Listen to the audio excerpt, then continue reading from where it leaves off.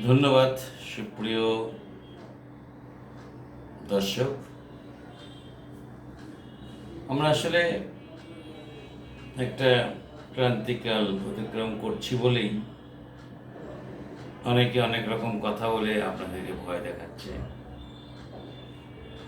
গতকাল দেখলাম, গতকাল না, এটা 2-3 দিন আগেকার ভদ্রলোক কমিউনিস্ট পার্টি করেন, উনি আমাদেরকে অর্থাৎ সংখ্যালঘু সম্প্রদায়কে বলছেন, আপনারা আপনাদের পরিবারকে নিয়ে ভারত, শ্রীলঙ্কা, নেপাল এইসব জায়গায় চলে যান, নাহলে বাঁচবেন না।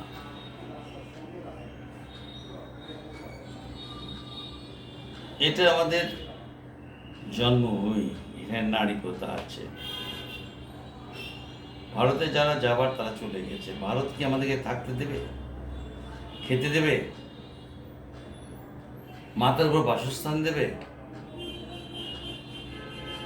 এসব কথা আপনারা কোথা থেকে বলেন? কেন বলেন? ফাজলামি করেন? হ্যাঁ, এ টাকা কই থেকে আসবে? একটা পরিবারকে যদি আমি নেপালে পাঠাই, শ্রীলঙ্কায় পাঠাই, কিংবা ইন্ডিয়ায় পাঠাই, সেই পরিবারের যে পরিমাণ টাকা লাগবে মাসে, এই টাকা কি আমি চুরি করব বাংলাদেশে?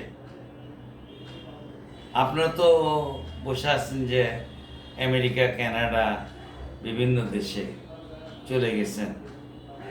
কথা বলতে একেবারে মজা লাগে, খুব মজা না? সংখ্যালঘুদের নিয়ে গেলে মাথা ব্যথার যেন শেষ নেই। আপনারা তো সেই ভারতের আপনার মিডিয়ার মতো হয়েছেন।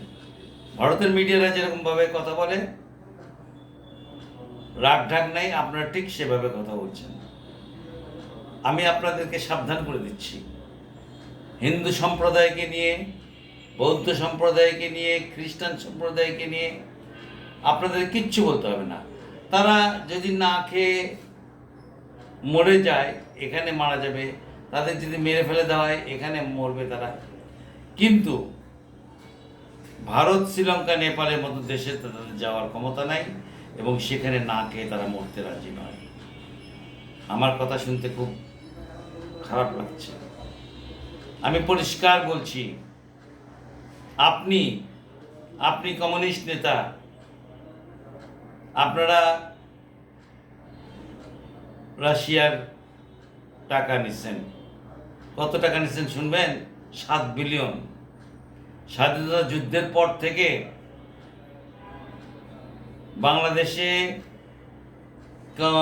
সোশ্যালিজম কায়েম করার জন্য আপনারা 7 বিলিয়ন টাকা নিচ্ছেন। অনেক দেশই নিচ্ছে, বাংলাদেশেও নিচ্ছে।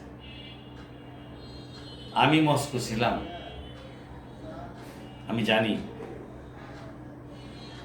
কমিউনিস্ট পার্টি করেন, টাকা আছে কারি কারি, যা বসে আছেন আমেরিকায়।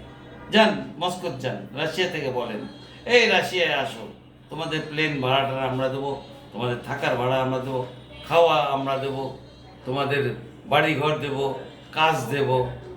দেখি যান। এইসব লোকেরা আমাদেরকে সর্বনাশ করছে।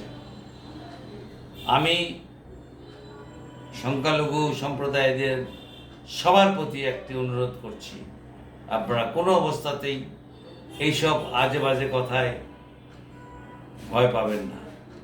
এইসব লোকরা ভারতীয় সেই জঘন্য মিডিয়ার মতন আপনাদেরকে ভয় দেখাবে আর নিজের আখের গোছাবে। আমাদের জন্য এত দরদ দেখাতে হবে না।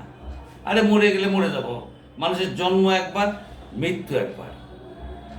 আপনি কি মারবেন?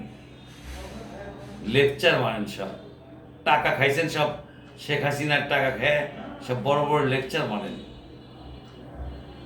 এখন দেশের অবস্থা খারাপ কি ভালো সেটা বোঝার ক্ষমতা আমাদের আছে। আমরা জানি কি হবে। মেরে ফেলবে আমাদেরকে। আপনারা কই থেকে জানলেন? আপনি একজন আমার তো আপনাকে কথা বলতেই লজ্জা লাগছে। আপনাদের এই হিংস্র মনোভাব যে কোনো জঙ্গিদের চাইতেও খারাপ। আমি কোথায় যাব না যাব সে চিন্তা আমার আছে, আপনাকে উপদেশ দিতে হবে না যে আমেরিকায় যান, সরি ইন্ডিয়ায় যান, নেপাল যান কিংবা শ্রীলঙ্কায় যান। আপনি তো মশাই আমেরিকায় বসে আছেন, নালে কানাডা বসে আছেন, ফ্রান্সে বসে আছেন, জার্মানিতে বসে আছেন, ভিডিও করতেছেন, ভিডিওর টাকা পাচ্ছেন, প্লাস কিছু ওই যে অ্যাসাইলামের টাকা, ভিক্ষার টাকা আপনারা খান, আমাদের খাওয়ার দরকার নেই। আমরা এদেশে কামাই করে খাবো, আমাদের আল্লাহ 2 হাত দিছে, ভগবান 2 হাত দিছে, আমরা কাজ করে খাবো, আপনাদের মতন ওই রকম করে খাবো না। ধন্যবাদ। আমি একটু রাগান্বিত হয়ে যাওয়ার পিছনে অনেক কারণ আছে। কালকে এটা শোনার পর আমার চরম রাগ উঠছে। এই ভদ্রলোকদেরকে আসলে দেশেই ঢুকতে দেওয়া উচিত না, এরা জঘন্য। ধন্যবাদ সবাইকে।